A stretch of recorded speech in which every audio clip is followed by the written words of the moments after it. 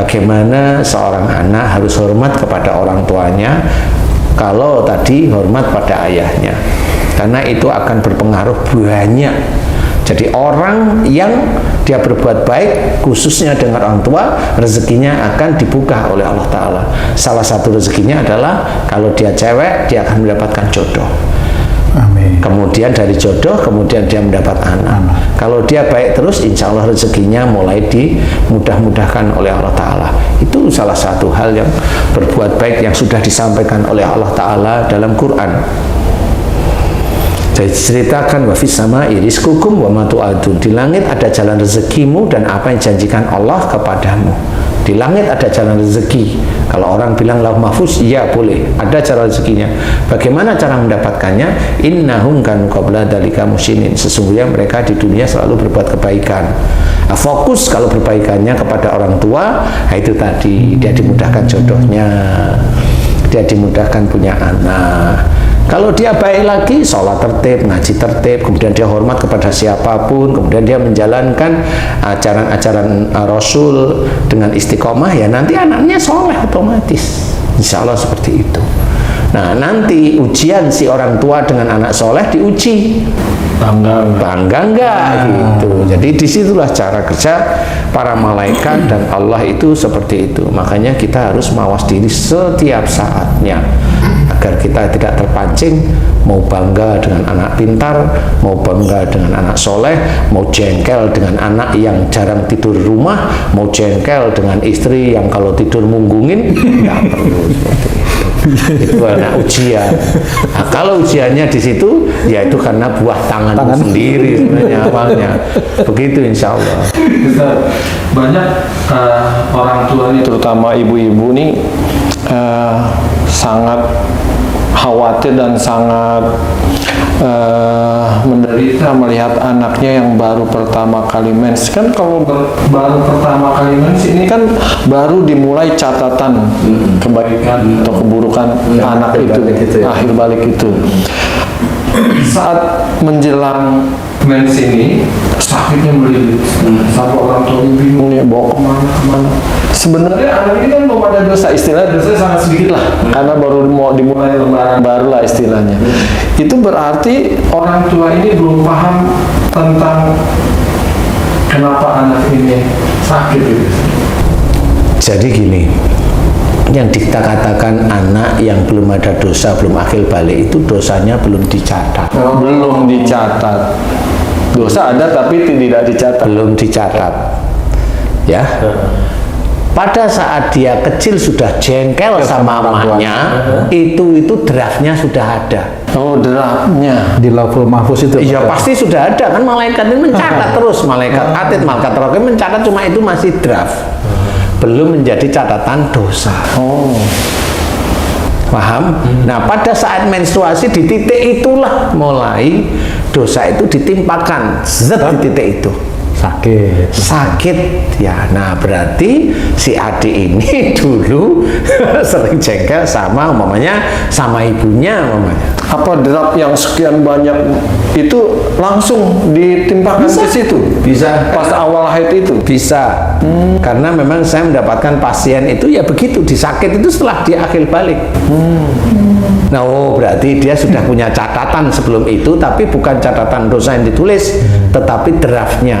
Setelah di akil balik, di situ dikeluarkan. Sudah ada benih-benih. Iya, jengkelan itu ya. Nah, itu dikeluarkan. Kemudian disitulah mulai. Kalau memang itu ibunya bingung cari pengobatan dan sebagainya, tiap kali sakit, tiap kali haid sakit, ibunya mencoba cari pengobatan. Boleh, itu rasa sayang ibu kepada anaknya. Nah, sekarang dicari. Kalau mamanya sudah tahu dari YouTube kita itu tahu, oh anak saya haid dari mana nih? Anak saya sering jengkel sama siapa? Sering jengkel sama kita, ibunya mamanya. Nah, ibunya harus mawas diri. Kenapa anak saya jengkel ya? Nggak taunya ibunya cerewet, nyuruh-nyuruh terus, beda-bedain yang satu dengan yang lain. Nah, kita harus berubah orang tua yang seperti itu.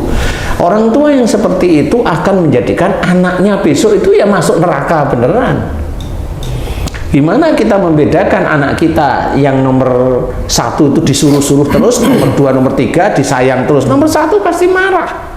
Nah itu sebenarnya dosa dari anak yang dilakukan marah pada orang tuanya, tapi sumber dosanya ya dari orang tuanya sendiri. Makanya jangan berpikir kalau besok itu ada cerita banyak orang tua itu mengajak anak cucunya masuk surga, itu nanti dulu itu. Karena orang tua itu bisa menjadi ujian bagi anaknya untuk anaknya melakukan dosa. Itu ujian. Penyebabnya. Nah, kalau sudah begitu, apakah anaknya, bapaknya kemudian masuk surga? Wallahu a'lam sekarang. Lah kalau itu terus-terusan rentetan sampai puluhan tahun terus-menerus, gimana mau masuk surga? Ini hanya cerita aja bahwa nanti anak cucu orang tuanya ketemu di surga bareng-bareng. Enggak bisa. Enggak bisa. Anak yang bisa hafal Quran umpamanya, itu ayahnya, ibunya itu bangga sekali. Bangga itu wujudnya siapa? Walaupun katanya anak ini besok akan membawa orang tuanya. Lah kalau kepandaian anak ini membanggakan orang tua, bangga yang akhirnya menjadi ujub, riak, bahkan sombong, selesai. Cerita yang anak akan membawa orang tuanya di surga itu selesai. Karena orang tuanya membanggakan anaknya sehingga menjadikan anaknya itu seperti hebat, melebihi Rasul, melebihi Allah, jadi dia dituhankan. Gak boleh seperti itu. Nah ini ujian, inilah yang jarang orang muslim ketahui. Kalau sudah anaknya itu hafiz Quran atau hafidah, itu sudah bangganya sundul langit, kata orang. Iya, bangganya itu sampai kemana-mana, hingga ujub, riak, sombong itu muncul terus setiap hari itu. Diceritain ke temannya, diceritain ke, ya kan nggak ada selesainya. Penyebabnya apa? Ya karena dia menginginkan anaknya hafiz atau hafidah. Dia yang menginginkan, setelah menginginkan, bangga, ujub, riak, sombong, selesai dia. Dia hanya diiming-imingi dengan cerita bahwa besok anaknya kalau hafiz Quran itu nanti membawa orang tuanya. Lah orang tuanya mau dibawa, ada ujub, ada riak, setiap hari dilakukan, gimana cara membawanya? Ini yang harus difikirkan orang muslim, agar orang muslim itu belajar. Boleh anaknya hafiz Quran, tapi itu ujian ya. Jangan dibanggakan, itu titipan dari Allah Ta'ala. Jangan dibanggakan, yang menjadikan anak kita itu hafiz Quran itu Allah. Allah yang menjadikan. Jangan kita itu benar-benar menjadikan anak itu kebanggaan. Benar, itu ujian. Termasuk anaknya sendiri itu pun tidak boleh bangga dengan kemampuannya. Nanti juga sama, si anak sendiri pun juga punya hukum sendiri di hadapan Allah. Siapapun orangnya, nggak cuma yang hafiz Quran. Kamu umpamanya dikasih, dititipi oleh Allah Ta'ala kaya, lah kamu menjadikan orang bangga dan sebagainya. Kadang-kadang itu kamu umpamanya orang tua bilang, anak saya kerja di sini berhasil, punya rumah, punya mobil. Kamu dengan dengar begitu bukan, udah berhentilah ya bu, enggak, langsung dibiarin aja.